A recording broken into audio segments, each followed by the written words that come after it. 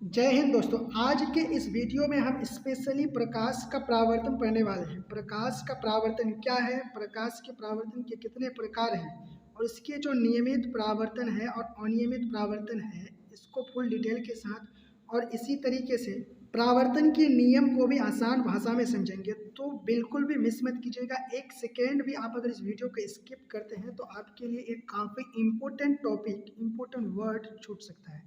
तो थोड़ा सा भी स्किप मत कीजिएगा और चैनल पर नए हैं तो सब्सक्राइब कर लीजिए एंड वीडियो को लाइक कर दीजिएगा।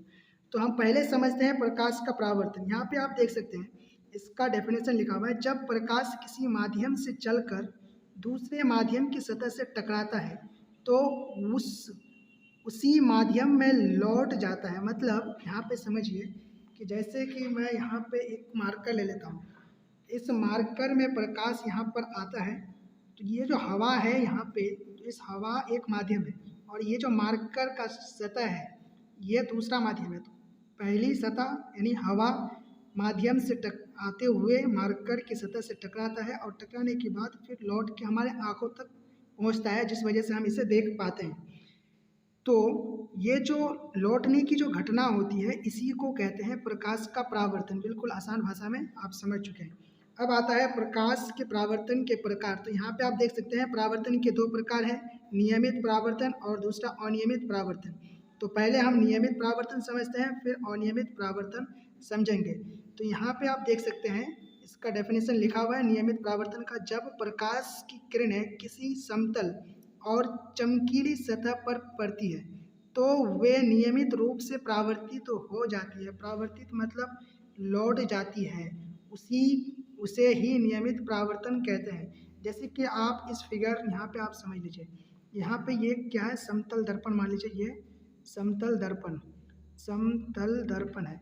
तो यहाँ से मान लीजिए ये प्रकाश की किरणें आया, फिर यहाँ से चले गया, यहाँ पे आया, यहाँ से चले गया।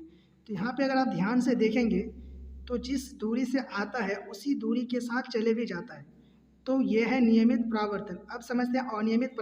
अब आप यहाँ पे देख सकते हैं अनियमित परावर्तन। जब प्रकाश की किरणें किसी रुखरी और चमकीली सतह पर पड़ती है। यहाँ पे आप ध्यान रखिएगा, जो नियमित परावर्तन था उसमें समतल था और चमकीली था, लेकिन इसमें रुखरी है और चमकीली है। तो रुखरी और चमकीली सतह पर पड़ती है तो अनियमित रूप से परावर्तित हो जाती है। मतलब कोई नियम नहीं है, इधर उधर इधर उधर भाग गया, तो उसे ही अनियमित परावर्तन कहते हैं। जैसे कि आप यहाँ पे देख सकते हैं ये एक रुखरा सतह है जो चमकीला है, यहाँ से प्रकाश की किरणें पड़ता है तो यहाँ से इधर चले गया, फिर इधर से पड़ा तो यहाँ चले गया, फिर इधर से पड़ा तो इधर चले गया। तो इसका कोई नियम नहीं है कि इधर से पूरा सही तरीके से ही जाएगा, ये किसी भी तरीके से किधर भी जा सकता है। तो इसे ही कहते हैं अनियमित परावर्तन। अब हम समझते हैं सबसे इम्पोर्टेंट परावर्तन के नियम। इससे ऑब्जेक्टिव में एक ना एक सवाल आएगा ही, ये 100% है, आप लिख के ले लीजिए, चाहे पहला नियम से है या दूसरा नियम से है, लेकिन आएगा ही ऑब्जेक्टिव में। एक क्वेश्चन फिक्स है और हो सकता है कि 2 नंबर या फिर 5 नंबर के लिए आपको परावर्तन के नियम फुल पूछ भी ले कि परावर्तन का नियम का वर्णन करे, पहला दूसरा जो भी है उसका वर्णन। तो परावर्तन के नियम जो भी है पहला और दूसरा, इसको पूरी तरीके से सही से समझने के लिए आपको सबसे पहले एक बेसिक चीज़ समझना पड़ेगा। तो यहाँ पे हम समझते हैं, यहाँ पे सबसे पहले आप एक समतल दर्पण ले लीजिए। यहाँ पे बना लेता हूँ मैं समतल दर्पण। अब इस समतल दर्पण में प्रकाश की किरण को डालिए। एक किरण जब डला तो ये जाएगा भी, इधर से किरण आया, इधर से गया। तो ये जो आने वाला किरण है यहाँ से यहाँ तक, इसको कहते हैं आपतित किरण। लिख देता हूँ आपतित किरण, तित किरण। और इधर से जो गया, टकराने के बाद जो गया, इसको कहते हैं परावर्तित किरण। परावर्तित किरण, उसके बाद जो है यहाँ पे ये समतल दर्पण है, समतल दर्पण। लेकिन यहाँ पे अगर आप ध्यान से देखेंगे, ये जो है यहाँ पे ये किरण भी है, ये किरण भी है, तो इसमें जो एक बिंदु बनता है इसको कहेंगे आपतन बिंदु। यहाँ पे आपतन बिंदु। उसके बाद इसके ऊपर हम अगर एक लंब डालें, यहाँ से जो इधर से आया इधर से आया, इसको अगर हम 90 डिग्री से एक कल्पना करें बीचों बीच से, यहाँ पे ये क्या अभिलंब बनेगा, लंब, तो इसको कहेंगे अभिलंब। अब यहाँ पे आप अगर देखेंगे तो ये जो अभिलंब है और ये आपतित किरण, इसके बीच में एक कोण बन रहा है, तो इसको कहेंगे आपतन कोण। आपतन कोण। और जो परावर्तित किरण है, यहाँ पे आप देख पा रहे होंगे परावर्तित किरण और अभिलंब, इसके बीच में जो कोण बनेगा इसको कहेंगे परावर्तन कोण।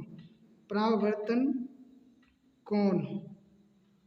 तो अब हम समझते हैं परावर्तन के नियम को बिल्कुल आसान भाषा में। तो यहाँ पे देखिए पहला नियम है, आपतित किरण, परावर्तित किरण तथा आपतन बिंदु पर डाला गया अभिलंब तीनों एक ही समतल में होता है।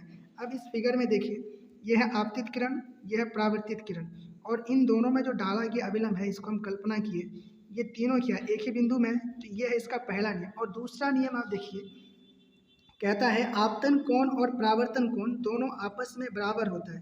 कोण आई बराबर कोण आर। तो कोण आई जो है ये आपतन कोण है और कोण आर परावर्तन कोण। तो यहाँ पे देखिए, ये अगर 45 डिग्री का है तो ये भी तो 45 डिग्री का है, दोनों कोण बराबर है। आपतन कोण और परावर्तन कोण बराबर होता है, आपतन परावर्तन कोण बराबर। तो यही चीज़ बताया आपका नियम 2 में। तो आशा है कि आप लोगों को जो भी आज समझाया गया है बिल्कुल आसान भाषा में आप समझ गए होंगे, आपके माइंड में बैठ गया होगा। तो वीडियो को लाइक कर दीजिए एंड चैनल को सब्सक्राइब कर लीजिए। मिलेंगे फिर नेक्स्ट वीडियो में।